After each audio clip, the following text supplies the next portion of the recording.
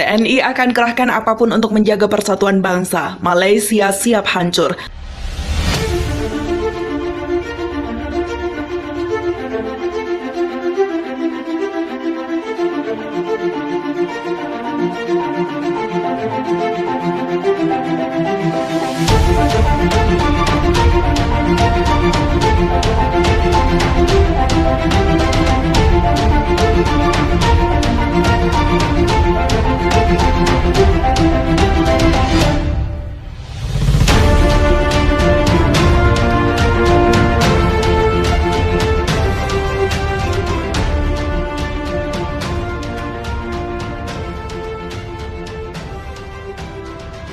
TNI akan mengerahkan apapun juga untuk menjaga persatuan dan kesatuan bangsa serta menjaga kebinekaan. Demikian ditegaskan Panglima TNI kepada seluruh prajurit TNI Grup 1 Kopassus Serang, Banten pada Minggu. Panglima TNI menyampaikan bahwa TNI akan selalu memegang teguh amanat Sabta Marga dan Sumpah Prajurit, selalu setia kepada Negara Kesatuan Republik Indonesia yang berdasarkan Pancasila dan Undang-Undang Dasar 1945, serta selalu membela ideologi negara Pancasila dan sebagai bayangkari negara dan bangsa Indonesia.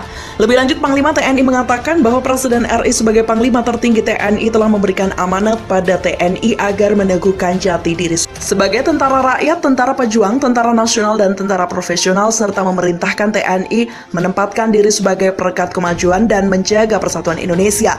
Panglima TNI mengatakan bahwa TNI selalu siap dalam rangka mengantisipasi segala upaya dan kegiatan yang berpotensi mengganggu stabilitas keamanan dan keutuhan NKRI. Saya sampaikan bahwa TNI all out, semua kekuatan kita siapkan, termasuk saya. TNI siap setiap saat, kapanpun siap 24 jam, Polri berada di depan. Kita BKO-kan pasukan kepada Polri, pungkasnya.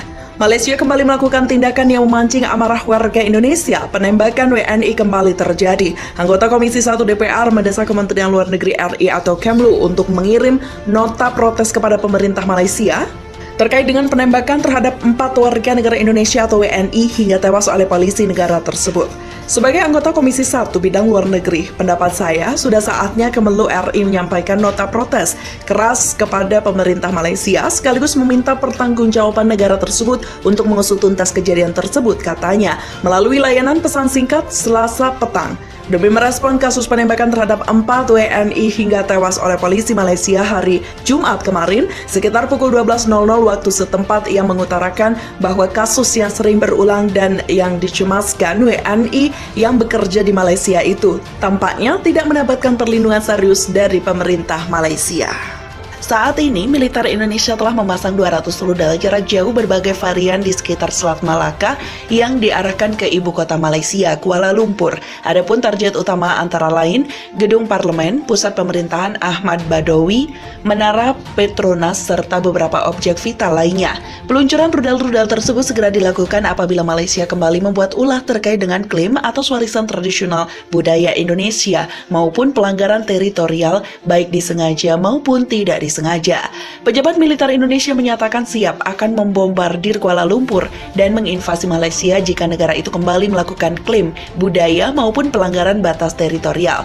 Rencana agresi militer dengan sandi operasi Gayang Malon beredar di luas di masyarakat, khususnya mereka yang tinggal di perbatasan Indonesia-Malaysia. Pelanggaran-pelanggaran yang sering dilakukan negara yang mendapat kemerdekaan hadiah dari UK itu telah mendorong kebijakan militer Indonesia menjadi lebih agresif dengan mengandalkan preemptive strike terhadap Malaysia. Untuk mendukung operasi tersebut, militer Indonesia sudah menyiapkan skenario militer, logistik persenjataan, melakukan latihan agresi, serta mempersenjatai milisi di sekitar perbatasan Indonesia-Malaysia. Operasi yang ditujukan untuk memberi efek jera kepada Malaysia yang selalu membuat ulah tersebut mendapat respon yang baik dari berbagai kalangan domestik maupun internasional. Adapun skenario militer yang bocor di masyarakat sebagai berikut.